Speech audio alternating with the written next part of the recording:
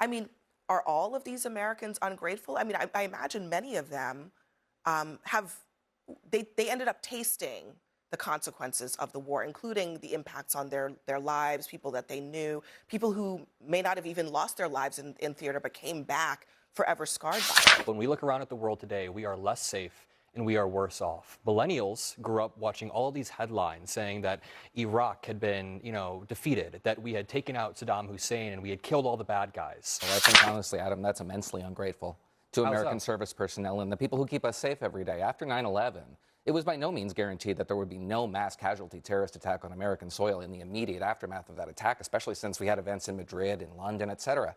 Iran with a nuclear weapon, we'd have unlimitedly high gas prices. They would take control of the Strait of Hormuz, and they would blackmail the world. And how much farther away are they from having a nuclear weapon? Where's the enriched uranium right now? They're non-existent. Where's the enriched uranium We're right going now? to get the enriched uranium. The rationale for the war has shifted multiple times. No one here has ever said we want a nuclear-armed Iran. That is a red herring at this point. This is the only talking point that the pro-Trump folks have. Constantly changing the timetable of how long this is going to last, and then forgetting how long it has been going on, then you're right to push back and say, kindly give us a clearer explanation. We are watching the same people who defended these first two failed wars go on television and defend another failed war. This war is failing. Guys, on Abby Phillip show, MAGA pundits were completely thrashed while defending Donald Trump's failure to achieve a favorable outcome in the Iran war. Adam Mockler and Abby fact-checked these MAGA loyalists so hard that they were cornered into complete silence. Now let's watch what happened on the show, and I'll share my thoughts as we go. Here's a sign that we are in America's Iran war. The president who started it can't remember how long it's been going on. They give me fake polls. They tell me about polls and this. It's interesting. They did a poll on the war with Iran, and they said only 32% of the people like it. Well, I don't like it, and I don't like war at all. They said 32% of the people are against President Trump. Well, when you explain it, like, is it okay for Iran to have a nuclear weapon? It wouldn't be 32%. But even if you said that, there'd be a 32% because the polls are fake. I mean, they're totally fake. For the reality, at the start of the war, Americans were pretty evenly divided in their support for the conflict. But now, 61% say that the campaign in Iran was a mistake, and there is a clear generational gap, too. While older Americans are split, 61% under the age of 35 oppose the war, and 80% of those under 30 say there were no sufficient reasons to attack Iran in the first place, while 51% over the age of 65 say that there were. So this generational divide, I think, when it comes to war, has always been a thing in America, but it seems particularly acute right now, Adam. Yeah, for my entire life, the United States has been at war with some country in the Middle East, and young people have constantly been told that this will make us safer and make us better off. But when we look around at the world today, we are less safe and we are worse off. Millennials grew up watching all these headlines saying that Iraq had been, defeated, that we had taken out Saddam Hussein and we had killed all the bad guys. Well, that turned into a grinding counterinsurgency that cost us $1 trillion, and it was a catastrophe. The same thing happened with Afghanistan. And now, Gen Zers are going through the same thing with Iran. We are watching the same people who defended these first two failed wars go on television and defend another failed war. This war is failing. We have not gotten any political concessions. And I'm sorry, I'm not buying this trust the process line. I don't trust the same people who got us into the prior wars, amassed trillions of dollars in debts, and are not putting America first on the global stage. So putting aside, perhaps for a moment, even the politics of this current moment, I mean, is it fair for young people to have that level of distrust of the people, to Adam's point, who maybe defended the last war and were wrong and are defending this war too? Yeah, I don't think so. I think, honestly, Adam, that's immensely ungrateful to American service personnel and the people who keep us safe every day. After 9/11, it was by no means guaranteed that there would be no mass casualty terrorist attack on American soil in the immediate aftermath of that attack, especially since we had events in Madrid, in London, etc. And after the attack on Iraq and the elimination of Saddam Hussein's regime, we took a terrorist-supporting enterprise off the map. We don't talk about Iraq anymore as a threat to national security because it isn't. And those who would pretend as though Iran is not a national security threat and are just frankly dismissive of the extent to which American service personnel get up every day to stop these people from executing the attacks on American and their allies that they plan every single day. This is a thorn in our side. It absorbs a lot of American taxpayer dollars, to say nothing of the energy of our service personnel. And I just think it's just ungrateful to say that the service personnel are not keeping you safe when they are. No, I feel less safe due to the actions of our leaders. I am incredibly grateful for our servicemen. And you're doing your feelings don't make it a listen, fact. You are your feelings, the way you feel doesn't make it a fact. You are doing. Let me finish. He was talking to me. He was talking to me. Hold on a second, Hal. I'll let you respond. No, we're talking. Let me let him finish his thought. You are doing the exact same thing that I just laid out in the opening. You are telling young people they shouldn't be asking questions. They shouldn't be questioning the people in power because it's ungrateful. Questions about the nature of the Okay, then what was ungrateful about what I said? I said that the leaders are making us less safe, and I can prove that. Right now, Iran has control over the Strait of Hormuz, and that is a weapon they didn't have control of 2 months ago. Of course they did. They shut down the Strait of Hormuz in the 80s. And they opened it up in the 80s. And by the way, there was free passage to the Strait of nuclear Hormuz? weapon, you think gas prices are high right now? Iran with a nuclear weapon, we'd have unlimitedly high gas prices. They would take control of the Strait of Hormuz, and they would blackmail the world. And how much farther away are they from having a nuclear weapon? Where is the enriched uranium right now? They're non-existent. Where is the enriched uranium We're right now? going to get the enriched uranium. No, where is it? I want you to answer. It's buried right now. But where is it buried? You're asking me. I'm not in the classified briefings, and neither are you. So just be quiet for a minute and let me finish. We know it's buried in Iran. Let me finish. Okay, Adam, we are more safe than we were before we took out Iran's nuclear capabilities. Absolutely more safe. The Strait of Hormuz is going to be open, and Iran's not going to control it. Guys, here's what has millions of Americans concerned. We're now months into what critics call a war of choice started by President Donald Trump, and we are nowhere close to achieving the stated objectives. Instead, it's had a devastating impact on the lives of working-class Americans. Adam Mockler argued that history shows war isn't the best way to resolve conflicts. Rather, it makes the situation worse and creates even more problems. And honestly, it's a fair point. Critics argue that Trump's administration moved forward despite intelligence reports indicating there was no imminent threat from Iran. But not only did Trump ignore these reports, he also didn't plan a way out if things go south. And now, here we are in deep trouble. Our service members in the Gulf are fighting a war that many critics believe could have been avoided. As the conflict continues, American service members have lost their lives. And things didn't stop there. Tens of billions of taxpayer dollars have reportedly been spent on this war. Honestly, this money could have resolved many important issues at home. But here's the hard truth. Trump doesn't even seem to care about the adverse effects of this war on the American people. That is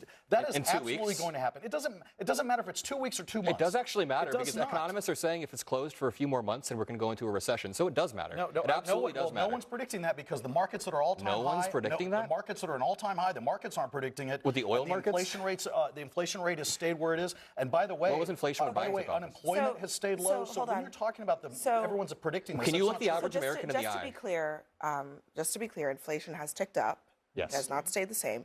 But Bobby, you were around for the politics and the conflict of the last two Middle East wars. I mean, what do you make of this generational debate about whether it's wise to be going into another conflict in this region? Well, I can't fault the logic that when you've seen this happen through your lifetime and you're still living with the consequences of it in one fashion or the other, you're bound to be reluctant to get into the war. Nobody's disputing for the fact that, for a moment, that the Iranian regime are bad guys. But when you hear the president and our leadership constantly changing the explanation they're giving for why we're at war, constantly changing the timetable of how long this is going to last, and then forgetting how long it has been going on, then you're right to push back and say, kindly give us a clearer explanation for why we're there, how long we're going to be there for. It's not enough to say, sit at this table and say, it'll be over, and then the Straits of Hormuz will be open. We've got no indication of that being the case. When the straits were closed, we were told this is a matter of days. Now it's been a matter of weeks, and we're no closer to it being open than we were 2 weeks ago, 3 weeks ago, 4 weeks ago. And on top of what you're saying there, I mean, I think one of the big problems with where we are in this conflict is that very clearly the administration has determined, because they've basically ended the kinetic conflict of it all, they've determined that the only way to actually get the things that we want, which is Iran abandoning its nuclear ambitions, moving away from funding terrorism, is to get to the negotiating table, which is the same truth that existed a year ago after they did the first set of strikes. So, I mean, I think that's part of the problem, is that war has not necessarily gotten us the outcome that they say that we are trying to get here. No, and that's because the rationale for the war has shifted multiple times. No one here has ever said we want a nuclear-armed Iran. That is a red herring at this point, because it's the only talking point that the pro-Trump folks have, because they've gotten themselves into a situation that they were unprepared for. And what's incredibly ungrateful, you know who's incredibly ungrateful? Donald Trump and Pete Hegseth, for the men and women who are serving in this war, who are on deployments that are extra long, who are not getting their ships resupplied, who don't understand what they're doing over there, who are being taken for granted. Our military is the greatest in the world, and the men and women who serve are the greatest in the world, and they are being taken for granted as props in a political effort by Donald Trump to make himself feel better till he can distract from everything else that's going on domestically. And now he's gotten himself into a situation where he can't even explain cogently why we're there, what's going on, and why the American people should have to pay the price for it. So that's what's going on here. I mean, when I was a Republican for many years, we absolutely looked at Iran as the threat that it is, and absolutely were trying to do things to make sure that they did not continue to be the world's sponsor of terror. But this isn't it. This is not it. Noah, you talked about Adam, you accused Adam of being ungrateful. I just want you to look at these charts. Look at what happened to public opinion when it came to the war in Afghanistan. Was it a mistake for the U.S. to send military forces to Afghanistan? The war started out as incredibly popular, and then it became much less popular. So about half of Americans said that it was a mistake, and about half said that it was not. The same is true of Iraq. Incredibly popular, right decision, 72%, back at the beginning of it. And by the end of the conflict in 2014, it was down to 38%. Mm-hmm.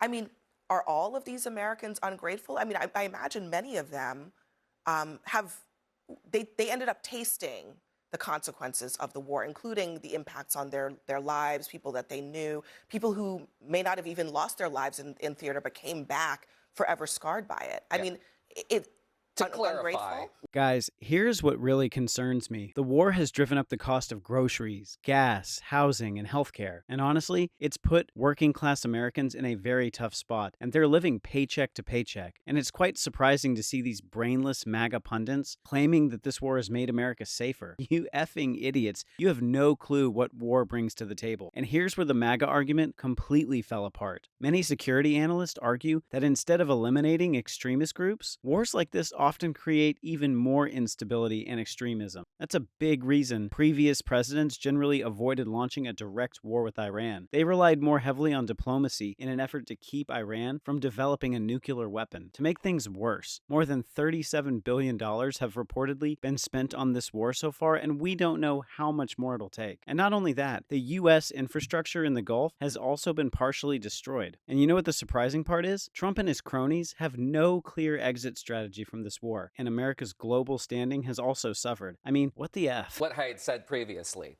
is that it is, in my view, ungrateful to American service personnel to say that they have not kept us safe when we do not measure. That's not what Allow me to But that's not what I said. But he didn't say that. So you have to acknowledge that He's saying that we can measure non-events, which is to suggest that the attacks that have not happened, which none of us are aware of, were not avoidable. Because of the nature of these conflicts. And the conflicts themselves are what inspires the attacks. It's almost inviting the notion that America is responsible for the terrorist. That's not really the argument that he's making. The argument that he's making is that the people who made the arguments to go into these conflicts in the first place misled, which is a fact. And secondly, that the conflicts ended up lasting a very long time, costing a lot of American treasure, and those are also facts. So he didn't say it's because they're they didn't keep us safe. That's not actually what he said. Well, that is kind of what he said. But let's not belabor the point. I have all the time in the world for criticisms of the president's rhetoric. All the time in the world. In fact, I think a lot of the reasons why the public is soured on this is because the president never approached Americans and solicited their support, told them the burdens they were expected to bear, and told them why they were going into this. But as important as it is to criticize the president's rhetoric, it's also important to talk about what's happening on the ground, and we are closer today to opening up the strait. By virtue of what we heard from Admiral Brad Cooper today and the operation that was engaged over the course of the last 24 hours, very important. We can't just glaze over the fact that the United States is transiting the Strait of Hormuz. We can't talk about the day's events. And then I want Bobby to have the last word. Well, I covered the war in Iraq. I was there for all the arguments going into that war in Iraq. I remember people saying this was the major sponsor of terror.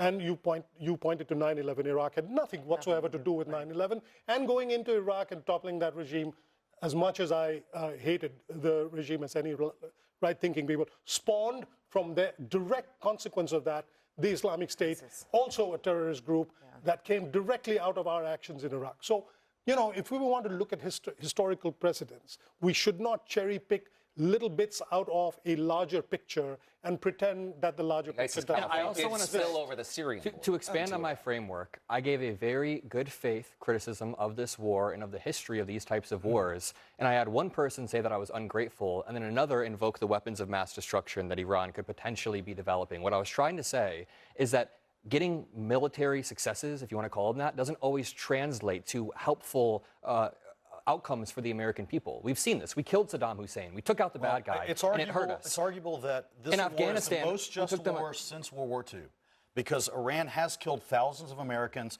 Saddam Hussein hadn't killed thousands of Americans. Afghanistan hadn't either. But he ran on no new wars. No, I'm saying he ran on no new wars. Yeah, but it was so justified. Why didn't he take it to the Congress? He should have ran on it. It's a 47-year war, I thought. Why didn't he take it to the Congress and the American people if it was so justified? Ultimately, he may do that, but ultimately, why didn't he do that before the bombs were He has a War dropping? Powers Act. He didn't say he had to. I'm using your own logic where you said it was so justified, the most just war since World War II. Then why didn't he go ahead and present it to the American people that way? Iran has killed thousands of Americans. We know this. We've established this. Iran is a threat to the world. Okay, if they get nuclear weapons, they would control the Strait of Hormuz anytime they wanted to, and people wouldn't be able to do anything about it. They do if not you think we have high oil prices now, we're going to have skyrocketing. They do not need nuclear weapons to control the Straits of Hormuz. The Straits of Hormuz are right there. You can't change geography. They need small speedboats. They just need to issue a threat. What happened in the last few weeks? They didn't do anything. All they had to say was, we're going to shut the straits, and the markets did the rest. The insurance companies refused to insure ships. Shipping companies refused to go. They do not need nuclear weapons to shut the straits. That is resolvable in the Horn of Africa. That's it for today, guys. What do you think Trump should do now? Let me know in the comments. I'll see you with the next one.